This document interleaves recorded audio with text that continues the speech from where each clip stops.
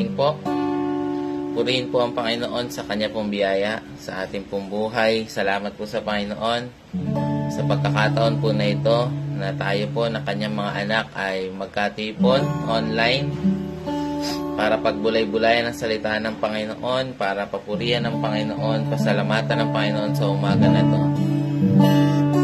Hallelujah, hallelujah. Praise the Lord Jesus. Purihin kayo, Panginoon. Praise the Lord. Salamat po sa inyo, Panginoon. Araw-araw pinapakita ninyo ang inyong kahabagan. Pinapakita ninyo ang inyong biyaya. Dakila ang katapatan ninyo, aming Panginoon. Great is your mercy, Lord. Hallelujah. Thank you, Lord Jesus, for your grace and your mercy.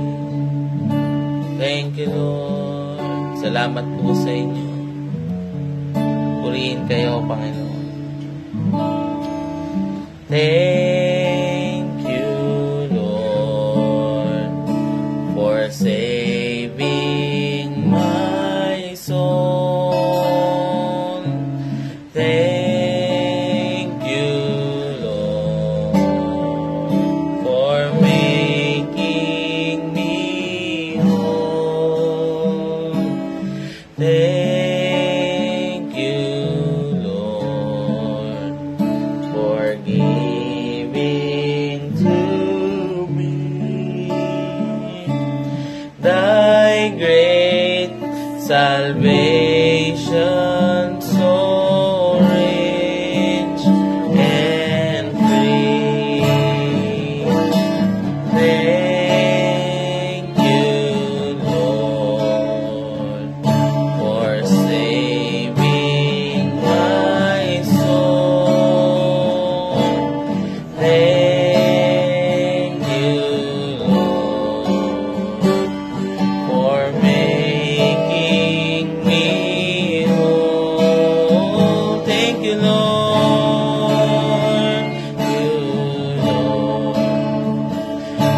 For giving to me thy great salvation, so rich and free. Thank you, Lord, for saving my soul. Thank you, Lord, for making me whole. Thank you, Lord, for giving to me thy great salvation, so rich and free. Mga kapatid, kung wala po tayo may pagpasalamat sa Panginoon sa mga hirap natin, patuloy nating alalahanin yung ginawa ng Panginoong Yesus para sa atin. Nung siya ay pumarito sa lupa, namuhay ng matuwid, namatay para sa ating mga kasalanan, pinagaling ang ating mga karamdaman, making us whole. Thank you, Lord Jesus.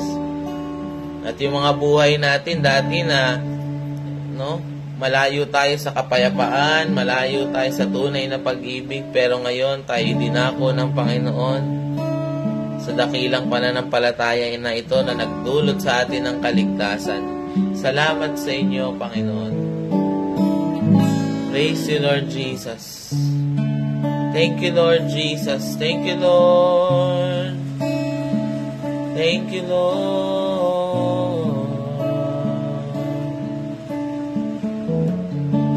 Salamat po sa inyo, Panginoon. Sa umaga na ito, nais ko kayong pasalamatan, Ama.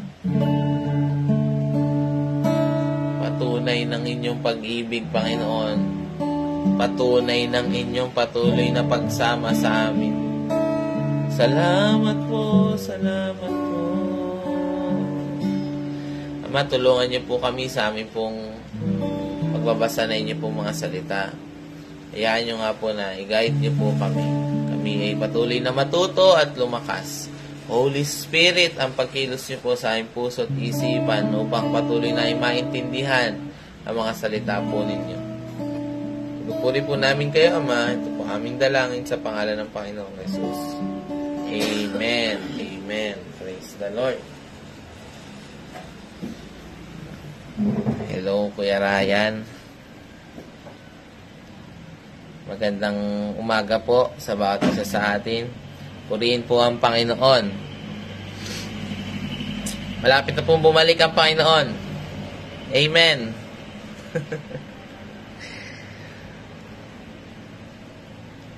Tayo ay nananabik sa muling pagbabalik ng ating Panginoon.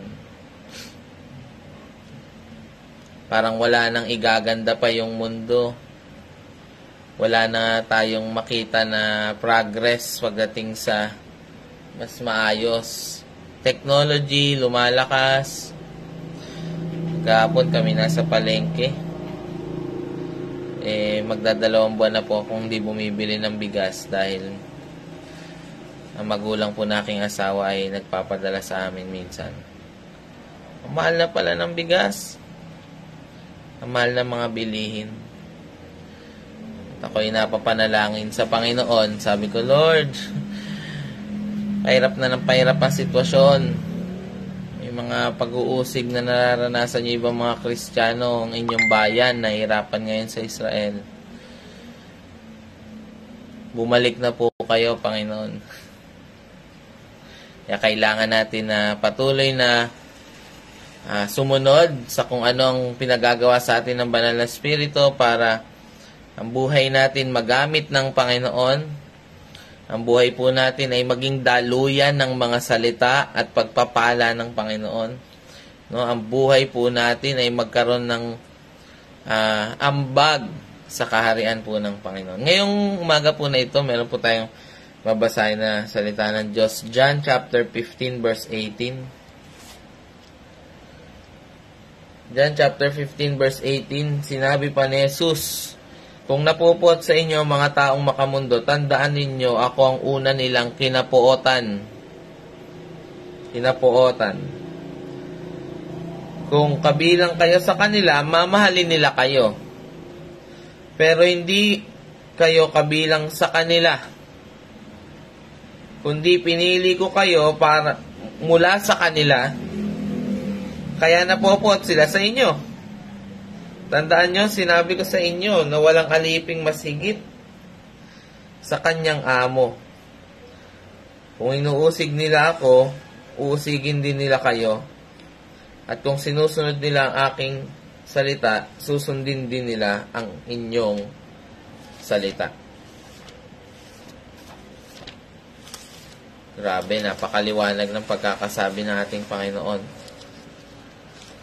Na kung ang mga tao daw nung kanyang kapanahunan, mga makamundo, nung kanyang kapanahunan ay napuot sa kanya, kinainisan siya, mga tao ay nagalit po sa kanya. Di lalo na po sa atin na kanyang mga tagasunod. Minsan ang sabi ng Panginoon, kung ang tawag nila sa akin, Beelzebub, ano pa kaya itatawag ng mga tao sa sa mga tagasunod ko? Alam niyo po, tayo po ay mapalad. Amen? Mapalad tayo. Bakit? Tayo ay tagasunod ng atin pong Panginoon. Nararanasan din natin yung mga hirap na ito. Dito sa verse 18, makikita natin na ang napopuot sa atin o sa Panginoong Yesus o sa kung ano yung kalooban ng Panginoon ay yung mga tao na makamundo. Mga tao na worldly, yung kanilang mindset. Yung mga tao na walang panahon sa katotohanan ng Biblia. Ngayon po ay patuloy na dumadami ang bilang ng mga taong lumalayo sa tunay na katotohanan, sa tunay na pananampalataya. Yung mga bata ngayon po ay masyado ng mangmang pagdating sa salita ng Diyos. Kaya nakakatakot itong parating na henerasyon na ito, na bata pa lang ay bakla at tomboy na. Bata pa lang marunong ng magtanan. Meron ako nakakwentuhan na pastora, yung kanyang kapatid na hindi pa ganun kalalim sa Panginoon. 11 years old, nakipagtanan. 11 years old, dumaya sa kanila. Etong mundo, etong henerasyon na kasunod ng, ako po kasi ay early 20s. Early 20s. Early 20s. Early 2000 po ako. Pero 1999 po ako pinanganak. Yung generation namin, kahit pa paano, ay makikita ko na meron pang salamat sa Panginoon sa mga magulang po namin na nagpalaki po sa amin. Pero ngayon po, sino na nagpapalaki sa bata? Cellphone na. Si Coco Melo na nagpapalaki. Hindi na natuturuan ng Bible songs yung mga bata. Hindi na, nagkaroon na ng laya yung mga bata na maging matanda na agad, pumipili na ng panonoorin. Nung panahon namin, may TV. Pag binuksan mo yung TV, kung ano yung gustong panoorin ng TV, yun ang lang mapapanood mo. Ngayon, pumipili na mga bata. Bata pa lang, mayroon ng idea agad sa pakikipagrelasyon sa kapwa lalaki. Mayroon ng idea ng sexual lust yung mga kabataan ngayon.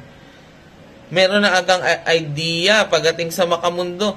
Dumami ngayon yung mga tao na nagpo-post ng lifestyle na malayo sa kung ano yung tinuturo ng Biblia. At itong mga bata na ito ay nagnanasan, gusto ko din yun, maraming pera, maraming ano. Di tayo again sa pamamasyal. Ang totoo, sabi, kumain, uminom, pakinabangan ng pinaghirapan. Pero yung makamundo na pagnanasa na ito ay umiiral na ngayon po. Sabi minsan ni Pedro, iligtas ninyo inyong sarili sa panahon na ito. Gawa. Chapter 2.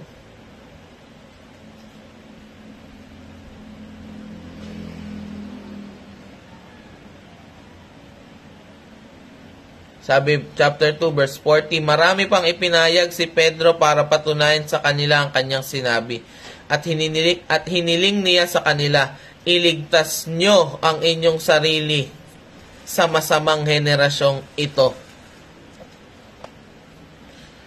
Kaya po, sa mga kabataan nakikinig, huwag natin pigilan ang pagsasaway sa mga mas bata po sa atin, sa mga magulang po naririto. Kayo po ang pinagkatiwalaan ng Panginoon sa buhay po ng atin pong mga anak. Sawayin natin sila. Huwag nating hayaan na mauwi sila doon sa mga makamundong pag-iisip, makamundong buhay na malayo sa kanila, sa Panginoon. Kasi kapag ang isang tao ay unti-unting lumalaki na makamundo o makalaman, ang kalaban ng Espiritu ay hindi maling doktrina. Ang kalaban ng Espiritu ay makalaman na pag-iisip.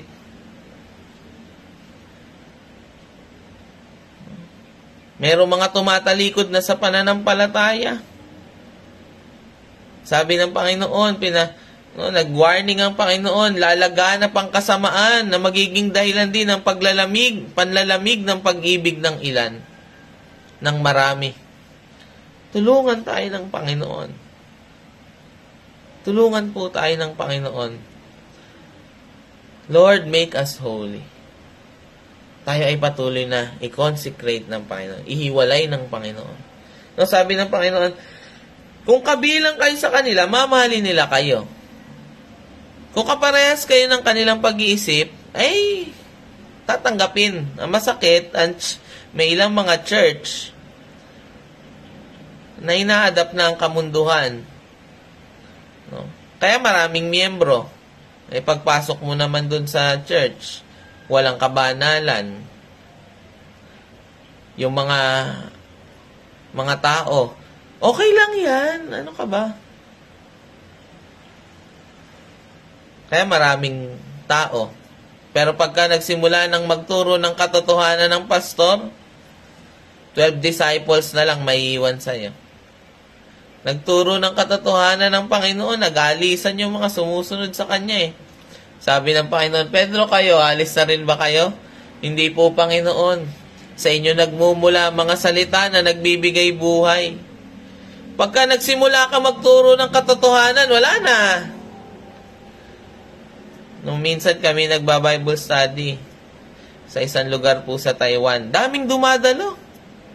Nung nagtuturo ng biyaya, nung nagtuturo ng pagpapala, napapahaginan yung yung mga patungkol sa pagsisisi sa kasalanan. Nung nagsimula po kami magturo ng baptism o ng pagpapasya, ng pagtalikod sa kasalanan, no? Na you must be born again.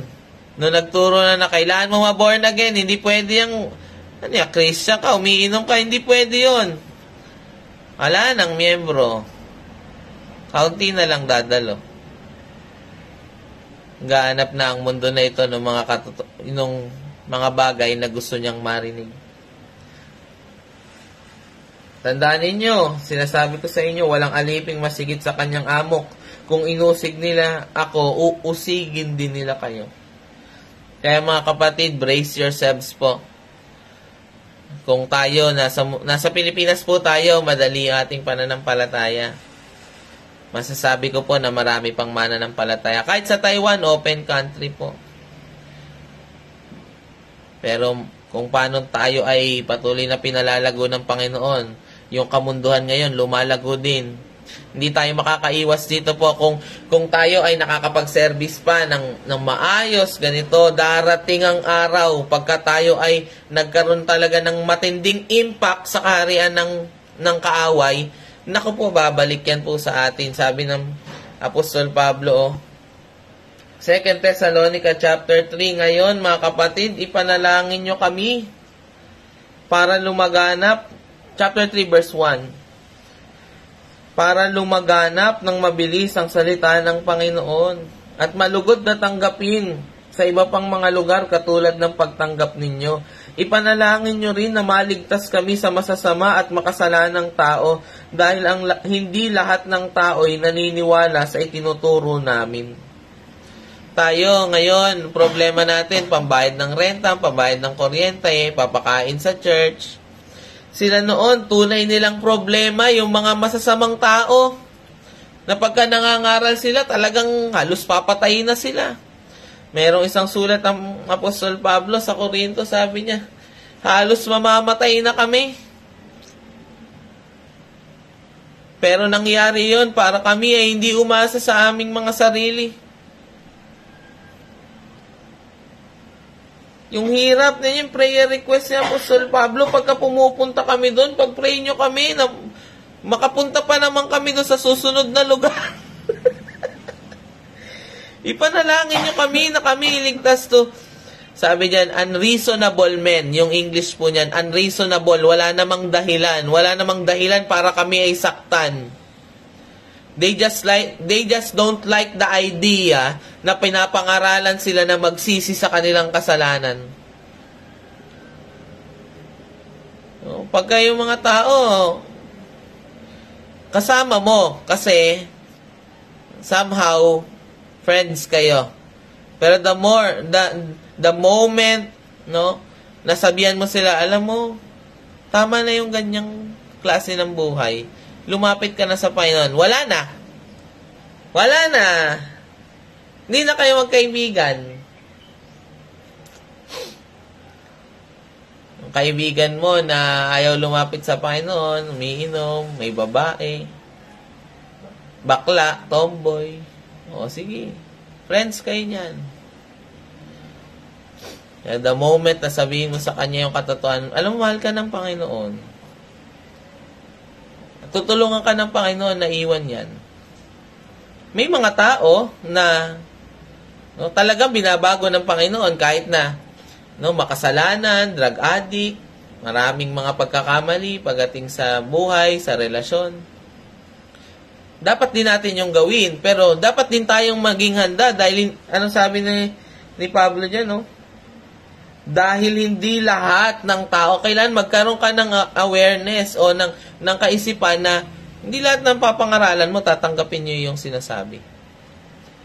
Sabi ni Apostol Pablo, 2 Corinthians, chapter 2, 17, kung po ako nagkakamali. Hindi ko nasulat. 2 Corinthians 2, 15. Para kaming mabangong handog na inaalay ni Kristo sa Diyos, naaamoy ng mga taong naliligtas at napapahamak. Sa mga napapahamak, para kaming nakamamatay na amoy. Ngunit sa mga naliligtas, para kaming halimuyak na nagbibigay buhay. Sino ang may kakayahang gampanan ng gawain na ito? Sa ibang mga tao, Pastor, wag muna kayo aalis. Magturo pa kayo. Pero pagka nandyan yung mga makamundo, nako, eto na naman tong mga to. Nakamamatay na amoy. Ibig sabihin, kasusuklaman. Ano ba yan? Nandyan na naman yan. May Bible study na naman dyan. Nag-mic pa. Magpapatugtog nga ako. Ba't kaya ganon? Minsan pagka nag-Bible study tayo, saka nagsa-sound trip yung kapitbahay natin. Saka sila nag-iingay. Sabihin doon sa mga bata, lumabas kayo doon, maglaro muna kayo, kaya gulo. May mga tao kasi hindi tinatanggap yung salita ng Panginoon. Ang sino mang hindi tumutulong sa aking pagtitipon ay nagkakalat. Nagkakalat talaga sila. Inaabot mo yung kapitbahay mo. Sinisiraan ka naman nung hindi sumasampalataya sa sasabihin doon huwag kang dumalo dyan. Ako, pipirahan ka lang yan. Pagka medyo lumalago-lago ka na yan, magtuturuan ka yan mag-tights. Nako. Nakakatawa, pero nangyayari ito sa atin. Sabi ni Pablo, sino may kakayahang gampanan ng ganitong klase ng gawain? Sa iba, pagpapala. Sa iba naman kamatayan ka para sa kanila. Balik tayo po sa salita ng Panginoon. Sabi ni Jesus,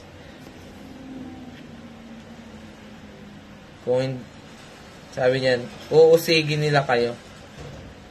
Ay, sabi niyan, verse 20, tandaan ninyo, 15:20, tandaan ninyo, sinabi ko sa inyo na walang aliping masigit sa kanyang amo. Kung inusig nila ako, uusigin din nila kayo.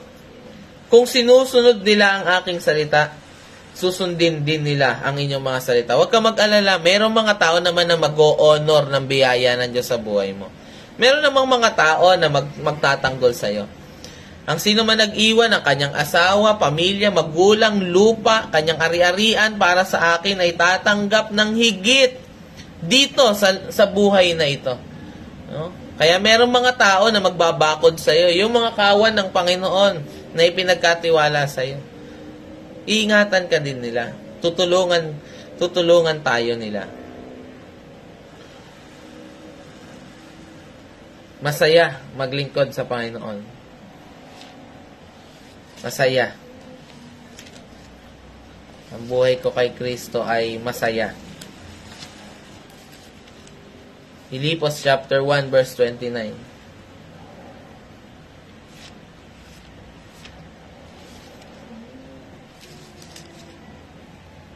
Sapagkat 28. Napakaganda. Sabi diyan 128. Happy anniversary po, Guan Yin. Sabi po dito, Filipos 1:28. Huwag kayong matakot sa mga kumakalaban sa inyo. Dahil kung hindi kayo natatakot, magiging palatandaan ito sa kanila na mapapahamak sila at ililigtas naman kayo ng Diyos. Sapagkat hindi lang binigay sa inyo ang pribilehiyong sumampalataya kay Kristo, kundi ang maghirap din para sa Kanya. Purihin ang Panginoon. Okay na. Tapos na. Hindi lang ang pribilehiyo na maligtas, kundi yung maghirap din, yung magamit din para sa kaligtasan ng iba. Sabi nung dinaluhan po namin pong anniversary kala Pastor Jace, kasama ang Ninong Luis Bailon. Ang topic po ang kanilang tema ay Who will go for us? Lord, send me. Magpapasugo pa ba tayo? Mga kapatid, magpapatuloy pa po ba tayo? Kung alam natin na hindi lahat. Kasi minsan nga po, mas marami ang napapahamak. Pupunta ka doon, hahayo ka. 10 yung inanuhan mo, ang nanatili 2. Mas marami yung mga tao na pumipili na labanan itanggi yung katotohanan. Pero kahit na ganoon, mahirap. Parang ang sarap sana isipin kung lahat ng niyayaya mo sa church pupunta, lahat ng iyong sineran tatanggap. Pero ang sabi ng Apostol Pablo at ng Panginoon, hindi anak, merong mga tao talaga na hindi maliligtas gawa ng katigasan ng kanilang puso. Mag-ingat kayo sa kanila, pero huwag kayong matakot. Kung uuna pa po tayo kung tutuloy natin yung pagbabasa, sabi ng Panginoon, huwag kayong matakot, daranas kayo ng paghirap. Pero tatagan ninyo inyong mga sarili na pagtagumpayan ko na ang mundo. Ibig sabihin ng Panginoon magtatagumpay ka din. Kung pagka ginawa mo yung ginawa ko, gagawin mo, magtatagumpay ka din. Tayo po ay mananagumpay sa Panginoon. Amen? Walang hadlang. Kahit ang pintuan ng Hades, kahit sila Satanas, kahit ang mga espiritu ay hindi makakahadlang sa kung ano nais ng Panginoon. Kahit mga tao na ayaw tumanggap sa Panginoon, hindi mahahadlangan. At kahit pa tayo kanilang ikulong o saktan, hindi natatanikalaan ang mabuting balita, hindi napipigilan ng Panginoon. Sabi ni John the Baptist, mula sa mga bato na to, kayang gumawa ng Panginoon ng mga tunay na lingkod, tunay na lahi ni Abraham.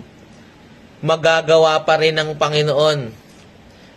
Ba't hinahayaan ng Panginoon na tayo ay maghirap sa Kanya?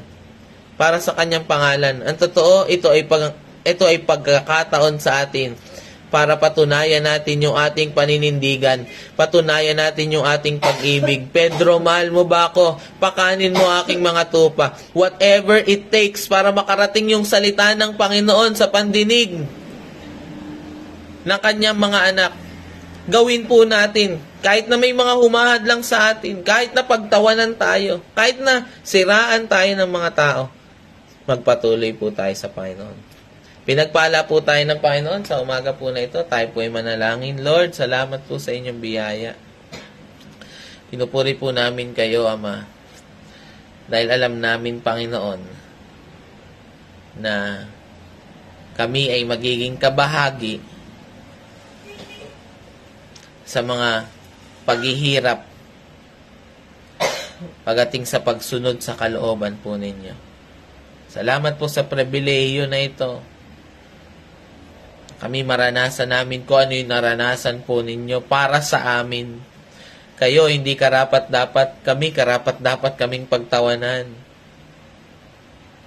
Karapat-dapat kaming usigin. Kayo, Panginoon, you set an example na kahit na wala kang ginagawang masama, walang ginagawang masama ang mga tao sa inyo, Panginoon, nagpapatuloy kayo, nananatili kayo. Lord, bigyan nyo rin kami ng tibay na ganoon. Na kahit may mga tao umuusig sa amin, may mga tao na hindi nagsusupport sa gawain, patunayan nyo nga, Panginoon, ang patuloy nyo pong pagsama, ang pag-iingat, ang pagkilos po ninyo sa aming buhay. Pagpalain po ninyong inyo pong mga anak. Bigyan nyo po sila ng trabaho, ng pagkakakitaan. Gawin niyo po silang pagpapala sa maraming tao. Pagpalain niyo kanila kinabubuhay, Panginoon. Pagpalain niyo po ang kanilang ministry, ang mga pastor, Panginoon. Tulungan po ninyo, samahan po ninyo, Holy Spirit. Milos po kayo sa buhay ng bawat isa. Salamat po sa inyo. Sa umaga po na ito, nilalapit din namin sa inyo, Pastor Joseph, Pastora Never, sa mga district supervisor, mga teachers ng Bible School. Samahan niyo po sila, tulungan niyo po sila. Patuloy niyo po silang pagpalain at patuloy pang gamitin. Salamat po sa inyo. Pinupuri po namin kayo, Ama, sa umaga po na ito sa pangalan ni Jesus. Amen. Praise the Lord. God bless po. Purihin po ang Panginoon. God bless po. Salamat po sa Panginoon sa umaga po na ito.